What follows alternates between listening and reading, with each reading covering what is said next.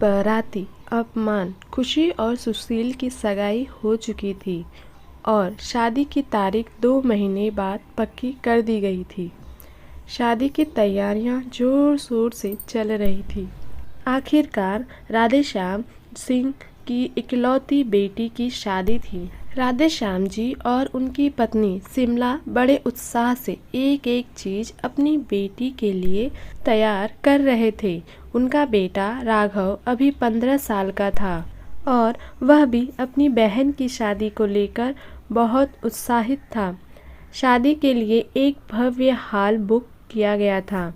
Mehndi, beauty parlour, caterer, decoration सब कुछ बड़े ध्यान से चुना गया था। खुशी के लिए उसके पसंदीदा डिज़ाइन का फर्नीचर बनवाया गया। उसके लिए खूबसूरत लहंगा, आभूषण, सैंडल, चूड़ा आदि हर चीज़ चुनी जा रही थी। शिमला जी ने हर सामान को अपनी बेटी की पसंद के अनुसार जुटाया था। शादी से एक दिन पहले मेहंदी का फंक्शन था। इस फंक्शन के लिए हरे रंग की थीम रखी गई थी और खुशी के लिए बेहद खूबसूरत फूलों की ज्वेलरी तैयार करवाई गई थी। खुशी के हाथों में मेहंदी लगाई जा रही थी। वह हरे रंग के सूट में फूलों की ज्वेलरी पहने अपने चेहरे पर खुशी और उम्मीदों की चमक लिए बेहद खूबसूरत लग रही थी। शिमला और राधे श्याम जी अपनी बेटी के खिले हुए चेहरे को देखकर बहुत प्रसन्न थे। वे मन ही मन प्रार्थना कर रहे थे कि उनकी बेटी को ससुराल में ढेर सारा प्यार और खुशियां मिले। उन्हें पूरा विश्वास था कि उनकी सर्वगुण संपन्न बेटी अपने ससुराल में सबका दिल जीत लेगी। अगले दिन सुबह से ही बारात के स्वागत की तैयारियां शुरू हो गई। खुशी दोपहर को तैयार होने के लिए ब्यूटी पार्लर चली गई। रात को 8 बजे बारात आने का समय था। निश्चित समय पर बारात पहुंची और रिबन कटाई के बाद बारातियों ने पंडाल में प्रवेश किया। चाय नाश्ता का दौर चल रहा था। तभी अचानक हंगामा होने लगा। राधेश्याम जी और उनका छोटा भाई सुनील जल्दी से दूल्हे सुनील के पास पहुंचे तो देखा कि सुनील गुस्से में जोर जोर से चिल्ला रहा था। राधेश्याम जी घबराहट में कुछ बोल ही नहीं पाए। राधेश्याम जी ने सुनील से पूछा, क्या हुआ बेटा? सुनील ने गुस्से में कहा, मेरा 20,000 का फोन किसी ने चुरा लिया है। राधेश्याम जी ने शांत कराते हुए कहा, बेटा कहीं गिर गया होगा, हम अभी ढूंढ लेंगे, चिंता मत करो। लेकिन सुनील समझने को तैयार नहीं था।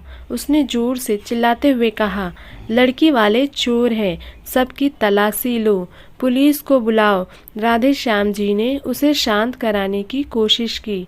बेटा ऐसा मत कहो, फ़ोन मिल जाएगा।